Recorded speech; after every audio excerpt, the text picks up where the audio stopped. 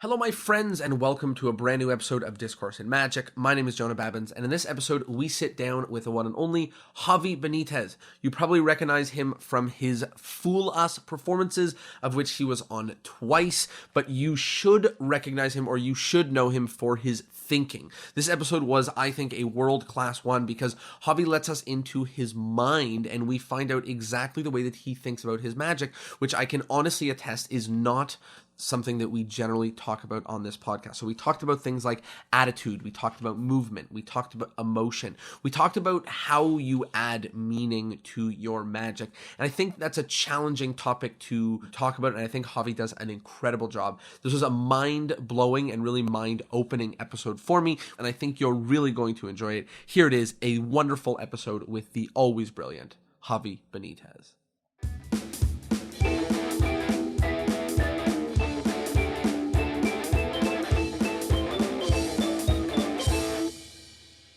Hello, everybody, and welcome to Discourse in Magic. My name is Jonah Babbins, and we are here with the one and only Javi Benitez. Javi, how are you? Hey, how are you, Jonah? Nice to be here talking with you. And hi, everybody. Super excited to be here chatting with you, talking about magic and talking about some of your thoughts on magic and the thinking in magic. So let's start at the very beginning. How did you get started in magic? Okay, well, my first memory in my life is my father doing a card trick, a card change, actually. And I was like 4 years old. This has been, stick in my mind, in my memory for forever. So that's it. I think that's when I started in magic. Where did you start going to find other magic or find other people or find places to study or things like that? Well, after that, I discovered the Magic Circle in Sevilla. Sevilla is a city. It's the fourth biggest city in Spain. So here there are not many magicians, and I discovered a magic circle of few magicians and few people were very good magicians. So yeah, they discovered me. Books and videos, and then I discovered Arturo das Cranio there. And at that time it was Juan Tamariz on TV. Mm-hmm. So I think Juan Tamariz on TV was the second after my father's. I was, I think, 10 years old, and I got interested in magic through my brother that was interested because Juan Tamariz was on TV. So we both start practicing and few things. And when did it start becoming something more serious for you in terms of a career? Maybe is when I got some copies of an Ascanio explanation of oil and water. The way he explains in Spanish was something that I never read something like that before. Was so clear, so passionate about magic, and was like, wow, this is a beautiful way of art, of communication. This is something that I want to do and I want to be in. So you read his Oil and Water and you knew you wanted to be a magician? Yeah, I was doing some tricks, I learned some tricks from TV, like rewarding and again. And then, in this magic circle, I learned other tricks with Emsley counts and things like that. But when I read Ascanio, was like totally, hooked to magic. So what was it about Ascanio's magic or his thinking that had such an effect on you? The way Ascanio speak and write is something that you can even feel the passion to magic going into your blood. He speaks in a very, very understandable way, very easy way, but very accurate, very to the point, And he could transmit not only precisely what he wanted to say, but also with a passion in it that was very difficult to see in other people. So that it had an effect on your passion and your love for magic? Absolutely. Respect. It's about respect. It's about I love magic at that time, but at that moment with Ascania, you learn there is something huge is something big, and is something that deserves respect. It's interesting because I feel like so much of us finding the people that we work with in magic is about people who kind of view magic and the magic experience the same way that we do, It sounds like you felt like it required a respect, and then all of a sudden you found somebody who was writing about it in the way that you were feeling about it. And in the world of magic, magic is something very easy to break, very delicate. So if many people throw out magic and people think that magic is only for kids, we are obligated to show that it's something more than that. For example, in music, everyone can take a guitar and play, easy songs, but doesn't mean that music is stupid or is easy, is cheesy. It's not. So the magicians that have the knowledge and have spent hours and hours on magic, I think should have more respect about what they do, and more respect to magic, and show the audience and take time with the audience when they are performing and showing them that this is something respectable and deep, and not only being, cheesy and just to entertain, have fun, but don't telling them anything. A lot of it comes down to that our audience won't respect the magic as much as we do. If we treat it like it's something not to be respected, then they will too. And if we treat it like it is, then they might as well. Well, I think there are tons of magicians that do not respect magic. Even me, sometimes when I'm performing, I don't realize that I'm not showing them that I respect this. So how does somebody make sure that they are respecting magic in their practice and their performance and their creation? Well, for example, when we are doing an ambitious card and we say, I have here some cards and take one, and we are treating them like nothing first, and then we put in the center and we say, now you push here and automatically the card goes to top. What's that? What automatically? We are not playing with imagination. We are not really respecting what we do. It's not about automatic things, or it's about much more than that. In general, when we are doing magic, we don't show the hours and hours that we have been practicing. So we are not respecting ourselves, all the hours that took to us to perfect a routine, to learn a technique, to learn how to speak, loud and entertain people, and we are just sometimes being cheesy and not thinking about what the effort that took to us to do that. The way that you say it, it makes me reflect on a lot of the magic that I do, and that sometimes it does feel like I'm giving it the respect that it deserves, but sometimes it's exactly what you're saying. I feel like I should have given that experience more impact and more effort and I should have cared more for the time that the audience was giving me. Yeah, it happens to me also. And in the 20s, when I was 20, more or less, I discovered a book, Vladimir Kandinsky, a painter. And Kandinsky said one sentence that I transformed for the world of magic. And the goal of the magician is not to master the tricks, is to adapt them to a content. So we are not here to just to know how to do something, to master a technique or a trick. It's about what we do with that. Do we understand what we want to say when we do a trick? Many times we just want to show a trick. That's the whole message. And most of the times, the message that the audience receive is, look, I know how to do this and you don't. Ha. And that's very sad and very poor. When you set out to make a magic trick or to perform a magic trick, do you think about what it is that you're trying to say or what the meaning of the trick? Yeah. I most of the time I try to do. And I think we should stop and say what I want to say with this trick, what I want to say with this ambitious card that I'm doing, what I want to say with this triumph. Do I want to say that I can do this and I can fool you? Is that all? As an artist, is that what you want to say? Really? Right. Have you gonna be a 1 hour show telling them all the time that you can fool them?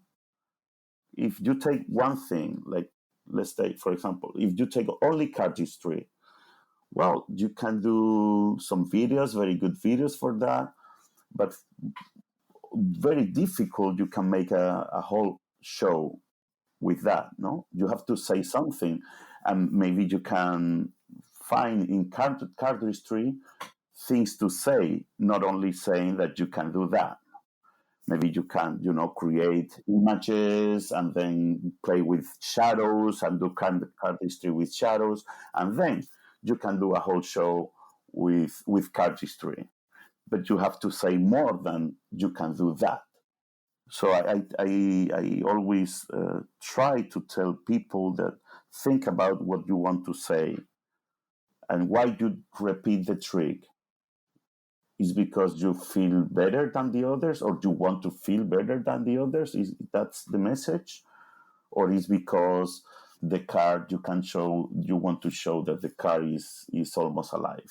I'm trying to think about the average journey, or like the journey through a trick evolving, because a lot of the times it doesn't start as nothing and turns into a trick. It maybe starts as seeing a trick somewhere or loving a trick or something like that, and then you put work into it, and you start adding your own twists and turns and things like that. So what happens when you see a trick? You start thinking about the metaphor that it's representative of, or you think about the things that you want to say and you hunt for the tricks that match that kind of thing. Like, talk to me about the journey through how to use magic to say something. To me, there are like very basically talking very basically, there are like 4 or 5 kind of magic to me. So I think about juggling first, like let's say flourishes and cardistry, this and that. Second one to me is let's say puzzles. Puzzles are tricks. This is a puzzle. Let me show you a puzzle. I show you something you don't know how to do, and your question will be how you do that. When people ask how you do that, to me is that I'm doing a puzzle. And then we can do tricks that are more like the mystery of impossible, right? When people don't even ask how you do that because they feel that there is no way, and they feel the impossible, and they are like wow, wow, wow, wow, wow, and so they are totally astonished, right? This is the third one, and the fourth one is the poetry magic, or magic more with a meaning, let's say artistic magic, if you want to say that, or whatever you want. But something beyond the impossible. The impossible is a tool to feel more things. And so to me, I like all of them. I don't want to choose one of them as the best. I like to do flourishes, I like to do puzzles, I like to do some impossible things, and I like to try to do some poetry. Every time I learn a trick, I think about it. Some of them start as a puzzle and then transfer to more mystery, and then I find through the years a meaning or a metaphor that this trick can give to me, and put in a routine, in a more a composition. So that's, to me, that's the way. There is no one way. It's just a way to understand what I'm doing. Am I doing flourishes? Am I doing a trick? Am I doing impossible? Or am I doing poetry? And this gives me uh, some freedom to not to be stuck in one thing. It's like if someone tells you do a routine, an artistic routine. I don't know. It's impossible. So because I cannot do that, I just play around with many things. I really, really love that idea and that way of thinking to separate it into different types of magic. The thought that when a trick grows or changes, that might mean that it goes from being a puzzle to being an actual piece of art. You know, Miguel Angel here, he said to me about a photographer, a very well-known photographer, that he knew that he was doing three different things: experimental photography, artistic photography, and let's say commercial photograph. What this guy was doing was, when he was doing experimental photograph, he was just playing around, just playing for fun. But sometimes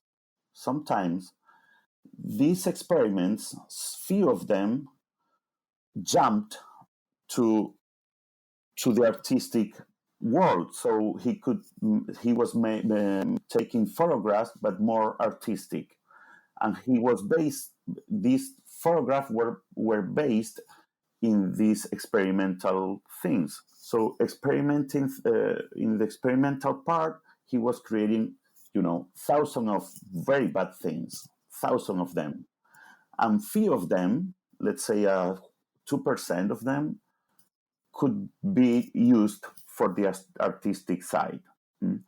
And few of them could be used for the commercial side. And I think in magic, we can think in the same way. Like, just play around, do magic everywhere, not necessary because people pay you. Just do it, and experiment with it. And from there, you can take few things, for something more artistic that many times is not very commercial, but you have fun and you feel good, and you can put in few moments that are really, really good. And few of them, when you do them, you will realize that they are good enough, or there are many people that want to buy that they understand is clean, and they want to buy that, to pay for it. Well, you put those few things in your commercial show or your commercial part. And I think that's another very good way to think about it, and not to get stressed, because many people want to put in the commercial side something that is just an experiment. Oh, I created this. People don't see that this is really good. Well, just just do it for years, and you will know if it's good or not. It's no secret that creating more and doing more and performing more is a secret to getting better. But I really do like that kind of openness of saying, like, let's create this and see which of these things it evolves into. Maybe it's an experiment. Maybe it's something that's going to be really, truly artistic. Maybe it could be a piece that I do in my professional shows. Maybe it's nothing. Maybe it's a stupid idea. And just playing with it with that in mind is great. These days, because of YouTube and internet, and we have to understand that you can create something experimental, and then by editing, you can make it very good. But doesn't mean that trick is not experimental. You just change it in the language, using the language of audiovisual, of video. You can make it better. So we have to be very careful, because the media in YouTube is using, we can say, camera trick. Since the moment you put a camera in one point, that's a camera trick. Not necessary. You don't need to use CGI to do a camera trick. From the moment you throw something out of the frame of the camera, it's a camera trick. So sometimes we are, thinking that people are doing really good magic, but what they are doing is using the media to do their tricks. So these days, for example, I see many convention magicians that come from the world of Instagram, and then they put them in a gala show, and sometimes are really bad. Because they don't understand that it's totally different. is another language. Totally. I think we see that in many different ways, and I'm sure the opposite is true also. If I had to do a trick for a Absolutely. camera, I'm sure I would go horribly, horribly wrong. So I think it's true both ways, but yeah, they totally are different things. And in similar ways, I'm sure people who make videos are do things similarly where they experiment and they have some experimental things and maybe they have some artistic videos and maybe they have some important videos or meaningful videos. Yeah, so what I say is that we have to be very critic with ourselves and we have to know what we are doing. That's all. Doesn't mean that something is good and something is bad. No, but we have to know what we are doing. That's the most important thing. I love that, and I think yeah, being self-aware is such a key thing in magic and in developing as an artist. Let's move forward. You started learning a little bit. You knew you wanted to be a magician because you started reading a lot of Ascanio's material. What did you do? How did you start conducting yourself to become a magician? I thought that magic was gonna be a career for me. So because there were not magic universities, I designed the program for myself. So I decided to be 10 years studying magic very, very seriously, with not only studying different fields, history, card magic, manipulation, whatever, but also practicing. So to me it was a kind of a study. I took it really seriously. So I was studying everything, having meetings, and then when I was 19 years old, I started going to Madrid. So Madrid is a 6-hour bus way. So I was almost every weekend going to Madrid by bus, 6 hours on Friday and 6 hours on Sunday back to my hometown. Really, really tired, but just to spend 1 to 2 nights with magicians in Madrid. What was going on? Was it like magic clubs? Was it magic shows? Everything. I mean, I know I was just there. It was crazy. It was the most Just magic I've ever obsessed. seen in a few Yeah, days in my life. Like, I mean, just obsessed, just obsessed. Everything I could be, I were there. Everything. was there something specific that was happening every weekend that you were returning back for, or specific people that you were going to see, or were you just going to be a part of all the magic there? I was very interested in magic as an art, as self-expression, how to express more than just entertain. And if in cinema or painting they can do this, why we cannot do that? Just no, we have to entertain. That's all. That's the only goal of it. And I was obsessed with that. So I was somehow, I didn't know, but I was looking for people to talk about that, you know.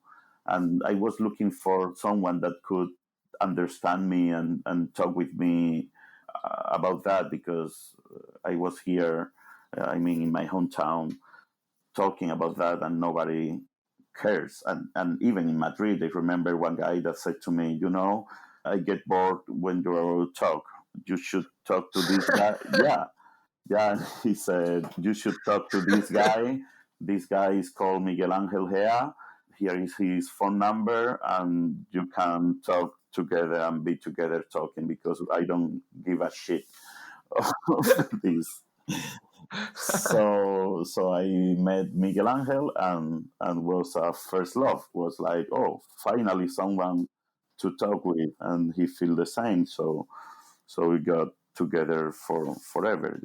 So, what does it mean to treat magic like an art? What does that mean for the way that you practice? What does that mean for the way that you perform? How does that affect on you, the different way of thinking that it seems like you have? That some people are getting so bored that they're going, go talk to this guy. But then other people you have a lifelong relationship with talking about. Well, there was a group. Was not only Miguel Angel Gea, but also Miguel Munoz. And others that we had meetings every week, many days during the week, talking about this and discussing. And then we said, okay, let's read this book this week, and next week another book about Rudolf Harheim, about art, about so. I think what we were looking for is like finding a style, finding, our artistic voice. Right. What's my artistic voice? What is me? What makes me unique? What do I have in value? What's important?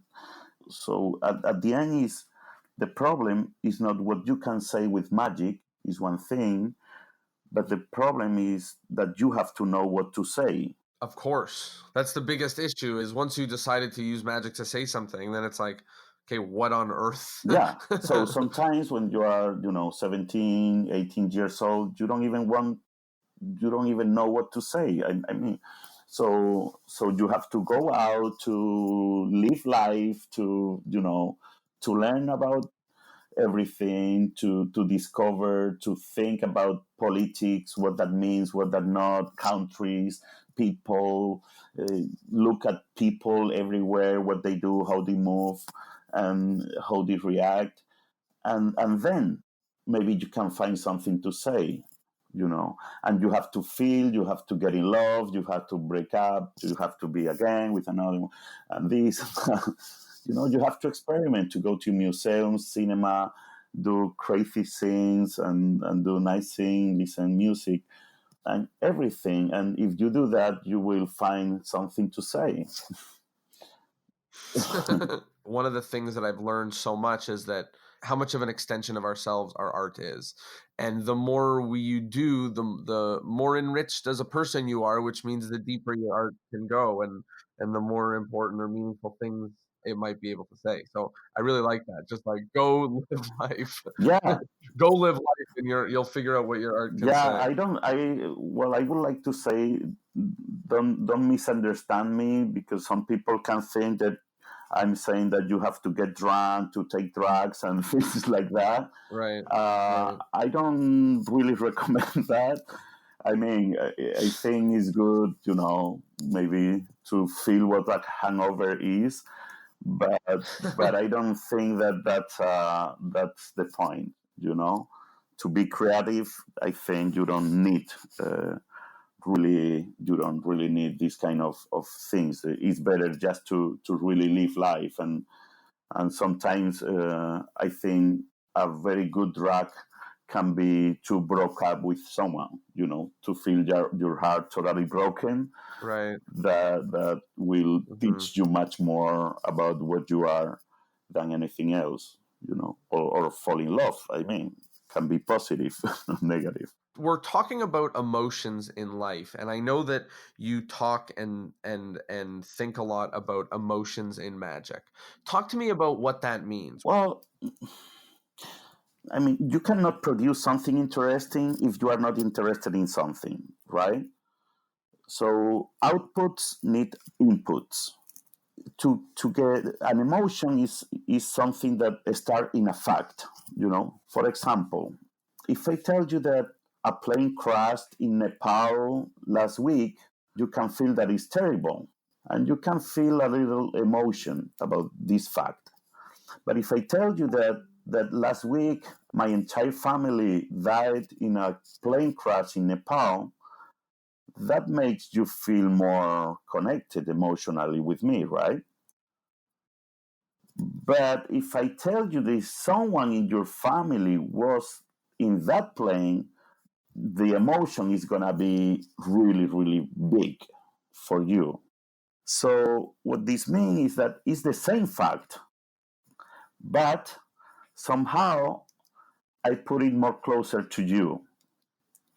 So, in magic, it's a fact, it's a trick, it's an effect, it's a word, it's something that you say, whatever.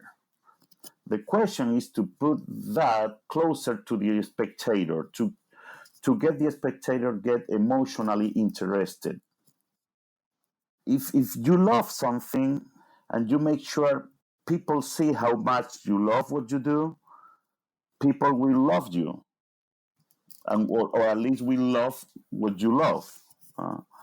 So to me, is, for example, in my Requiem, what I do is to be sure that I am connected emotionally, in love with the cards, with 4 cards. And I know them, I feel them, I understand what they are. I put names on them, and everything happens in the act. But people don't know. People don't know their names or whatever. But to me, they have a meaning. Everyone and every single change has a meaning in the routine. So somehow, if the spectator doesn't understand the routine, at least they understand, they feel, or they can feel how much in love I am with magic through those cards, you know. So that connects them. I'm just putting closer to them the love to magic, the love to these cards, and why one person can be so much in love with an object like paper. You can do that, and you if you are emotionally connected, people will be emotionally connected. When you're talking about emotions and magic, you're talking about a lot about the emotion of the love for magic.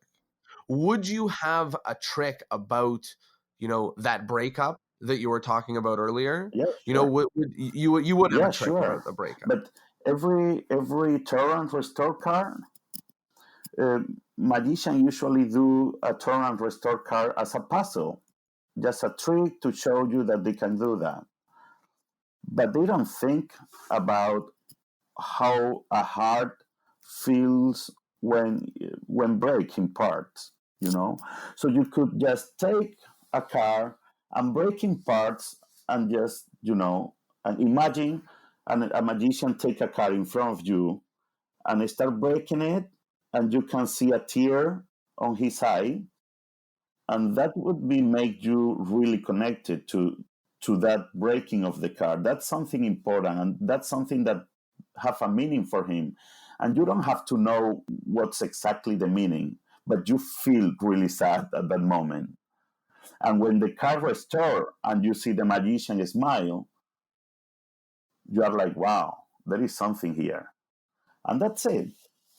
No, we don't need to say in words, I had a, or I met someone. No, no, that's too cheesy. Just feel. Yeah, and even if you don't have this tear in your eye, if you just break a card, but you know why you are breaking it, and your face is totally plain, people will see that there is something there because of the rhythm, because how you take the card, how you put in front of them is like, wow. Is the hope that they are somehow able to intuit or understand that it's a breakup, or is the hope that they are able to somehow just feel with you and feel through you and through your magic and just feel what you're feeling? It's about you and them, but not about the breakup. I mean, in my Requiem, it's a story about Ascanio coming to the world of magic and how he feel with death, and that eye that I put on my face is the death looking for people, looking for Ascanio, looking for everyone. So the message inside for me is, please live life with passion, do whatever you want to do, because we are gonna die, so we have just one life. But I don't want to tell them that, and they laugh when they see the eye. I don't want to be, too dark and saying, I'm the death, I'm going to you, I'm gonna kill you all. No. But when they laugh, when they see the eye, do you think to yourself like, oh, like if they only knew what this eye was trying to say? How do you feel when something like that happens? I enjoy a lot because that's really fun for me. Every time I do is different. Sometimes they laugh, sometimes they don't, sometimes they applaud. And to me, is something different. I just feel that I'm dead. I'm looking for Ascanio, People laugh, and I say, wow, that's it. We have to laugh because there is no other way. We have no even time to be sad. Life is too short that we should not have 1 minute of sadness. We just have to laugh, and so to me, it's that part is something that I enjoy because it's every time this different, I can feel that I'm fresh every time because it's different meaning for me every time. So if it's interpreted differently than the way that maybe you set out, or the meaningful parts to you, if it's interpreted differently, that's okay, because it's different. It's in the minds of the audience, it's in their hearts, Yeah, and it's what they feel about it. yeah. Once you understand the hidden script, you can do whatever you want because you have the base. But then you can be go to more comedy or go to more dark or drama, and but the base is the most important thing. For example, you can do let's put the same example with the turn and restore card and breaking the card, and you feel sad and this and that, and people wow, and maybe you put some music to together with that, and people are like wow, what the connection, very strong. But one day you decide just to think different and just to see breakups as something funny, for example, if you want, and then you break up and you start laughing, like breaking a car and laughing and saying shit, come on, and again and again, and people will feel connected to because the base is the same. That's great. And I love the thinking of that they don't need to know what the real reason is, but the more of an understanding like that we have, the more they're able to see the magic through our eyes, and understand what we're doing through our own eyes and the way that we think about it. Yeah, yeah, because if you say it, or you give them everything, we see that every day. Like we try to guide the audience everywhere, like and now the car goes up, and it's too easy. It's too, to me, it's kind of boring. I prefer to be more open and not expecting too much. I don't want to control anyone, in my life. I don't want to control anyone or their thoughts or anything. I just want them to be free. So when I perform, I just want them to think whatever they want. I don't Right. want to tell them how I see life, and because sometimes it's shit. My way of seeing life is not that funny and that great, and I don't want to to tell the audience that I'm sad that day and life has been terrible Right. these days and this and Right. that. So to me, it's also a kind of therapy. So when I perform, I want to use that time to to see life in a more positive way.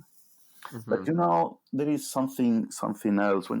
When we perform, we have to think about this a little bit more. When we perform, we have the chance to say something to an audience, and the audience has paid to listen something. I mean, they have the chance to listen, to hear something interesting. And most of the time we use the time that we have, the 10-minute show or the 30-minute show or the 1 hour show or the video or whatever, just saying something not very new, not very personal. And I think we should use that time to say something more personal, like, whatever, how beautiful is magic, or I had a bad day, whatever you want. In my world, what I want to say is that magic is something really, really, really amazing, and something that we is very useful. I think magic is useful. Magic is what makes the human being a human being. When we are in a magic show, when we are feeling the impossible, we are playing with our imagination, and we are learning that we can create worlds just with our imagination. That's something very powerful, and what makes human being a human being. You talk a lot about movement in your magic. That's not a word that I hear very often from magicians. So how do you think about movement in your magic? What I studied was advertising. I studied advertising in the university, and then I was working in advertising for more than 10 years. In advertising or in design is about making life easier to people. Okay, so if I design a chair well, that chair will be easy for you to use and comfortable, or if I design a billboard to tell you that this movie is on the screen, I try to put the biggest thing. I try to attract your attention, to give you the information in an order that you understand better, and that you understand in an easy way. So movement is not only in how the body move, but also movement is what guides the attention, but to something good, to show you something nice or interesting for me. So I think one part of when I say movement, one thing can be, how to move the mind of the spectator to the point that we want to tell them. And also movement is what people understand is how we move, how we express ourselves, no? And I think, talking about body movement, the problem is that if you have not in a theatrical course, or if you don't learn anything about that, the body doesn't tell too much. You have to learn how to the language of the body. So we have to express with the body. We have to put some move in the magic world. If you see the books from the 20s, 30s, most of the books, the pictures are just on the hands, not on the body. Only Slidini have pictures with the body. Not only, but especially Slidini. But the others, like Dave Vernon or many others, only the hands. Oh shit! That's killing our expression. The intention is Wow. over. Wow. Wow. It's crazy because I've felt that way, but I've never even heard anyone express that thought. And I feel like whenever I'm explaining to somebody how to do a magic trick, I'm always teaching them with my body. And I think about magic books and they're all hands. Yeah. They're all photos of hands. So that makes us focus only on the hands, only on the trick, only on the technique. As I mentioned you before, the goal is not to master the trick, is not to master the technique. The goal is to adapt that to a content. We are a body. So the content is not the hands, the content is the body, the intention, the feeling. If I look at the audience, if we cry, if we smile, if we laugh, that's the content to me. It's about the expression and the clarity, right? Is like what we're saying and how they understand it is stuff that we need our body, not just our hands and our words, to express. Talk to me a little bit about attitude. One of the things that was very noticeable for me in your second Penn and Teller Fool Us performance, there was multiple references of you talking about the joy and bringing everyone together and the love, and I'm really interested in that. And I know that attitude plays a very big role in your magic. And if you watch those two videos side by side, one is totally passionate about like you're in love with the cards, and one of them is like you're in love with the people around the table. So clearly the things that you're trying to express are different and the attitudes that you're sharing are different. So talk to me about sort of that, how you figure out the attitudes that are important to you, how you express it, anything about that world. Yeah, well, I have few things to remember every time, because I've been always a shy person, not very not very secure of myself, not very self-confidence, no. And I've not been like that. I have full of doubts of things and feeling shit many times. So at certain point, I said, well, I need to have another attitude, because this attitude is not helping me at all.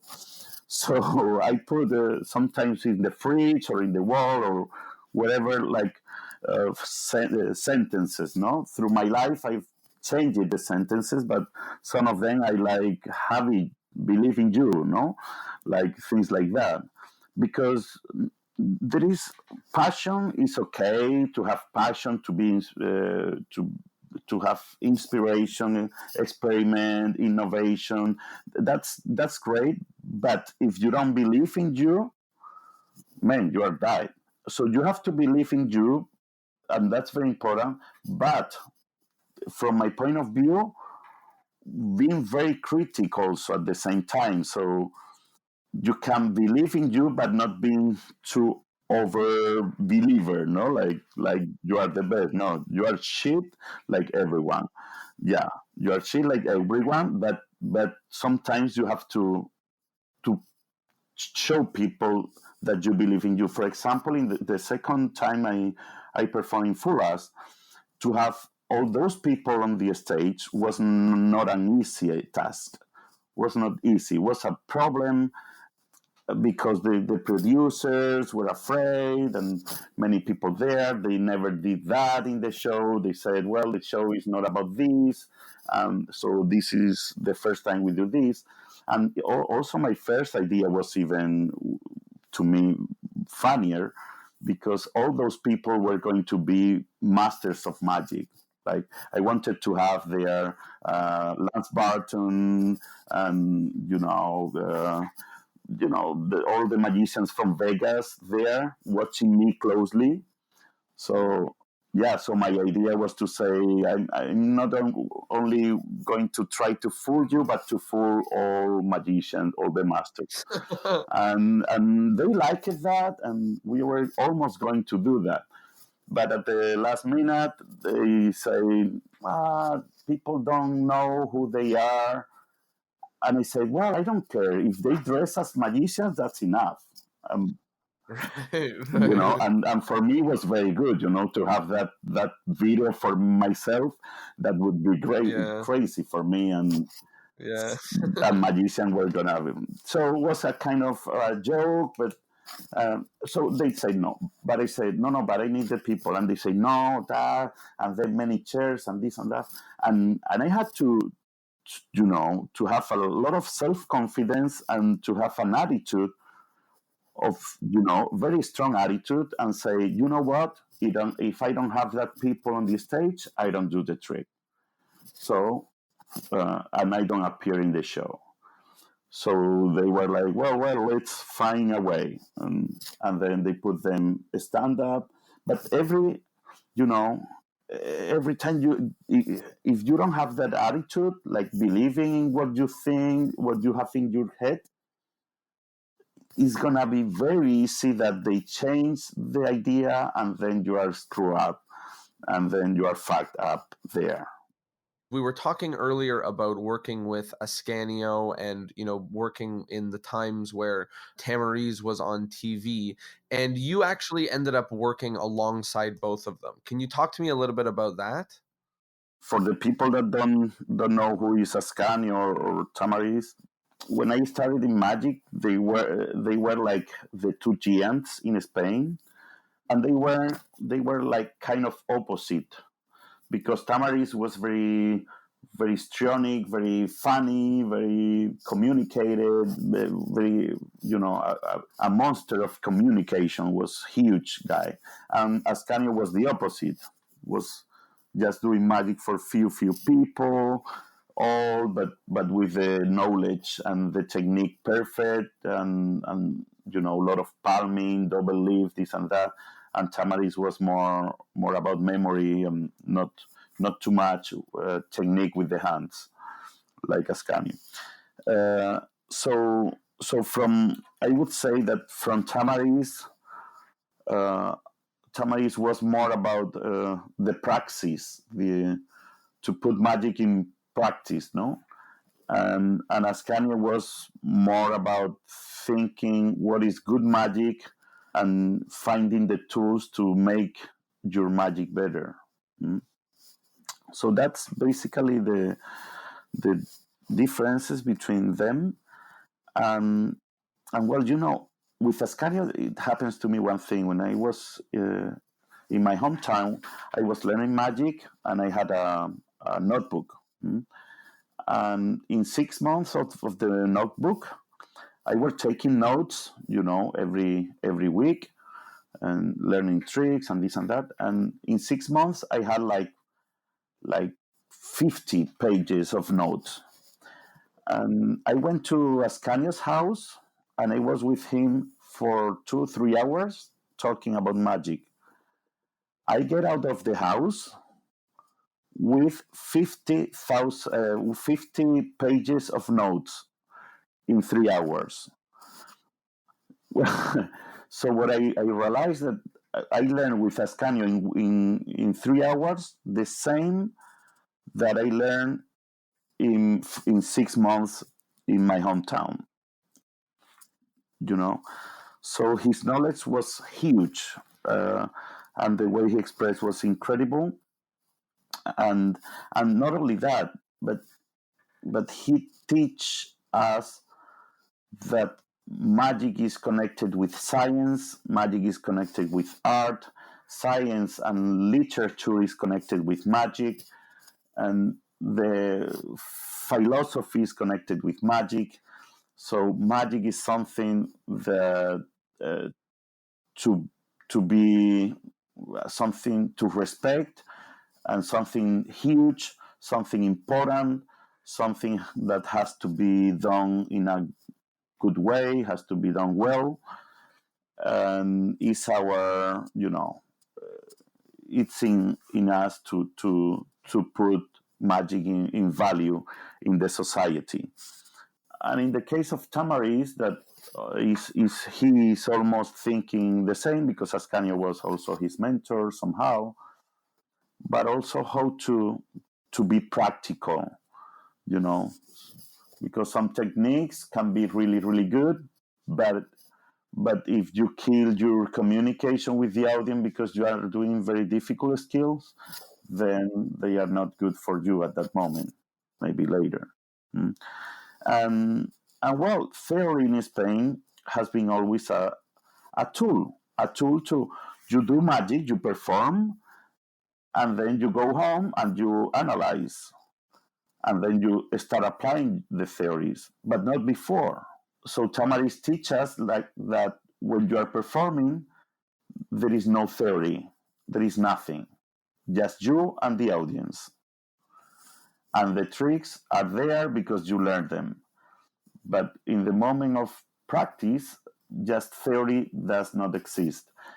And then when you go home, you analyze, you put here an in-transit action, you take here this, you put the hands more farther from your body, you do this and that, and da.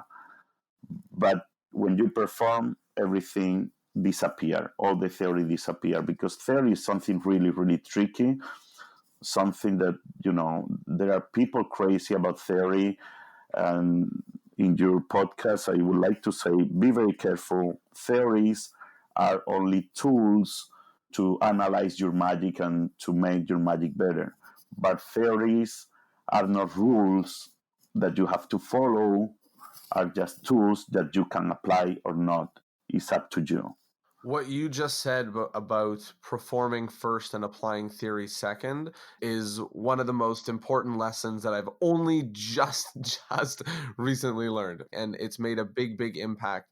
Because if you look at the theories too much first, then you end up drawing blanks, because everything is wrong to someone's theories, and everything is the wrong approach, and everything is. But if you have something, then it's much more fun and exciting and better to start playing with that. And also, let's remember Divernon. Think by yourself. Think. Don't learn this and do it because someone did. No, think about it. It's really good. Put it in front of a mirror. Record it. Are you doing it correctly? Can be better. Think about it. Is it fits you or not? Is really good, or is a cheat? Because we sometimes just saw something, wow, that's great, I do the same, and come on, it's shit. It's stop and think about it. I think theory is something that is there, but use your head. Most importantly, use your head. Just perform, be you, be natural. How you are with your friends, You say stupid things with your friends? Are you a loser with your friends? Be a loser on the stage. Come on, and people will love you. If your friend loved you, why people won't love you? That's the most important thing. Love you, love yourself, love what you are with your good things and your bad things, and be you there. And don't try to be someone that you are not. That's fantastic, and I love that you said earlier that, you know, it took you guys meeting very regularly to figure out how to be yourselves, right? And how to express yourselves and how to find yourselves, and that the answer is be you. But, you know, it might not be so easy to find, but, you know, we know that that's what we're looking for, and we know that that's what we're trying to express and share. And we've spoken a lot about some of the magic and some of the influential magicians in Spain and all over. And I think it's worth talking about or addressing directly, because I always think it's funny, in North America we have this term of the Spanish School of Magic or Spanish magic, and I think it's a little cluttered. I think it got lost in translation, and some people mean it to mean something directly, specifically like Tamariza School or whatever, but some people use it to mean a way of thinking. So when you hear Spanish magic or the Spanish School of Magic, what does that mean to you? What does that term mean? To me, is brotherhoods of magicians. Like, we are a group. We talk to each other. We get together. We make gatherings, different groups, small groups, big groups. We talk openly about magic. We try not to be competitors. Magic is more and more in a business. People talk more and more about money, talk more and more about, competing, going to competitions to win a prize, and to get more jobs, to get more gigs because of that. Be more known to the world of magic, be more respected to the world of magic. And people talk about that, but we should talk about magic, how to make it better, about us, about you. Oh, you do this. When you smile is this way, that's really cool. You should do that in your magic. And we should talk about, hey, look, I read this routine. I think it's great. I showed you. And maybe another one is gonna, perform with it. And you too. Doesn't really matter. What I learned from the magic school in Madrid is that if a group of people go to a round of a table and they put a coin on the table, okay, everyone puts a coin. 10 people, they put a coin on the table. At the end of the meeting, they take their coin and they go home. But if people put ideas, everyone put one idea on top of the table, and at the end, for one idea that you paid, you got 9 ideas from the others. Yeah, so you are richer now, and this is the way of thinking. You pay with your idea. That idea is probably not yours anymore, not only for you, but for your group. But the good thing is that they give you ideas to make it better, or to do different things. And so it worth it, It worth it to give ideas to a group is something that is gonna do something good for you. And they did that, and I think we are still doing, but these days I think it's changing because of the business. Magic is more and more a business. People feel more competitors. They are taking ideas very easily, and they are putting in internet, and they are selling them, and they are making money very, very fast with that. And that make people be more careful about sharing ideas. I don't say that you have to share the ideas with everyone, but to a group, a group of 5, 6, 10 people, 15 people, that maybe you can make a paper where you put the ideas, have to be 1 year without selling them, whatever you want to do. So share is something really good, and Spanish magic, I think, has been doing that. You remember what I said about Vernon is think, no? Don't stop thinking. But this is that, but even better. Think in a group. Think in a group, do the routine, and people know, but maybe you can take the car here, and maybe this, and maybe you can express like this, or you don't move the arms, you don't move the body, this and that. Maybe if you move the body here, wait, do it again, but now with the hands open like this. Let's try this, and people, oh, that looks really good. Yeah, you should do that. Okay, thank you very much. You know, and maybe two or three are doing the same routine more or less the same way. Doesn't really matter. You have confidence. You like that for you. Do it. Enjoy. And don't worry if others are doing. They are different people.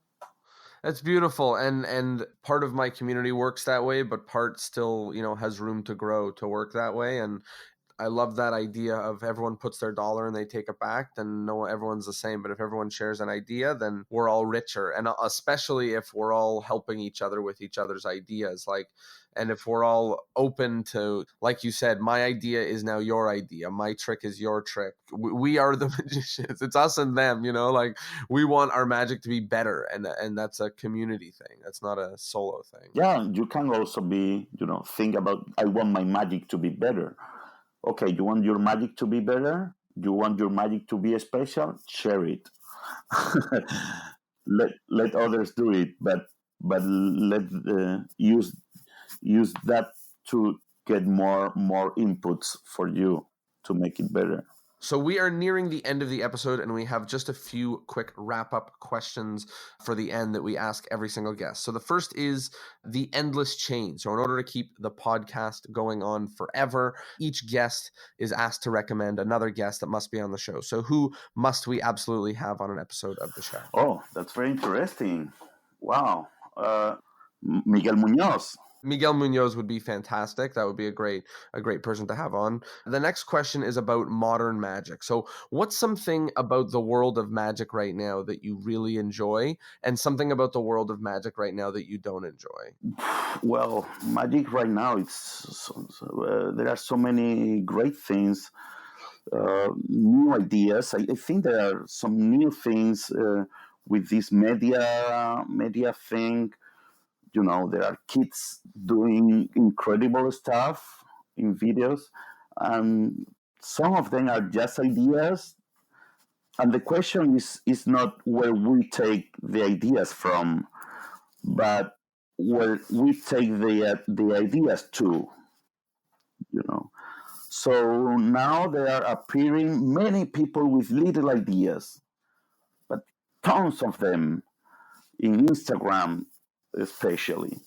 And now is a moment to take all those ideas and do something with them, something to push magic in another level. But I like what is happening. I really like, because it's changing everything. Many people that are doing magic, but they are not in magic society or even magic conventions, and they're from everywhere in the world. So to me, it's time to enjoy watching how magic is going to grow up. I just only have a feeling that is growing up, not in the right direction. But to me, magic right now is about magic to me is about puzzle. The trick, the puzzle, the card change and change. But the question is always, how you do that? How you do that? How you do that?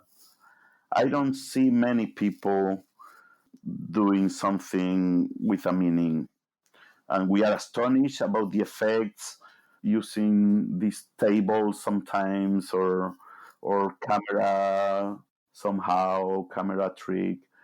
And to me, that's not the magic art, but that's the art of audiovisual, of video. but I prefer to be more in the real world.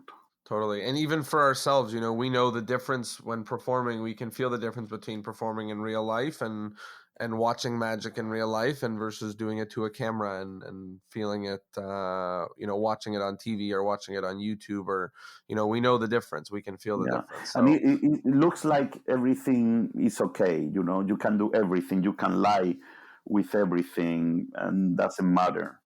Well, I think it matters because magic is seen from the society point of view as something, kind of I would say that magic is for magic world. Magic is for the magic world. Magic is not to talk with the audience. Magic is not a communication art to express ourselves. It's just for us to see the trick, this, and I think it's much more than that. But I'm very excited to watching what is happening and how it's going to change anyway. Yeah, it's definitely exciting watching magic grow and change and seeing all the different places that it can go. The last of the things is the take-home point. So people have been listening to us talk about magic for over an hour. We've talked about many, many different ideas. And when they think back to this episode, if they're going to think back and remember one thing, one really important key thing, what do you think the most important thing is that we've mentioned for people to remember when they think about their magic? The most important thing to me, again, to be totally passionate about it and non-stop and learn everything you have to learn to be what you want to be. It's beautiful, and I think we all have lots to learn and lots of exploring to do, and I'm super excited. With that, thank you so much for joining us on this episode, teaching us about movement, about emotion, about attitude, about expression, creativity, so much more. If people want to learn more about you, buy some of your magic, where can they go to find you? Well, they can go to my website, javibenitez.com. I have there, recently I put many new routines in English. So yeah, that's cool. And I have to say thank you to you, to giving me the chance to talk about all this that maybe is boring for many, many people for sure, but maybe it helps someone, around the world that we don't know, maybe in a little town and he can get or she can get, one of these ideas to jump to another level. I can tell you that the people who listen to this podcast are all of the people that love this stuff and that it's not boring to. So thank you so much for joining us and for sharing everything, all of your thoughts and advice and helping us and helping our magic. Thank you, everyone, for listening, and thank you, and bye-bye. Have a beautiful life. Enjoy, and see you guys in the next adventure. Thank you all, and I'll see you next Thursday.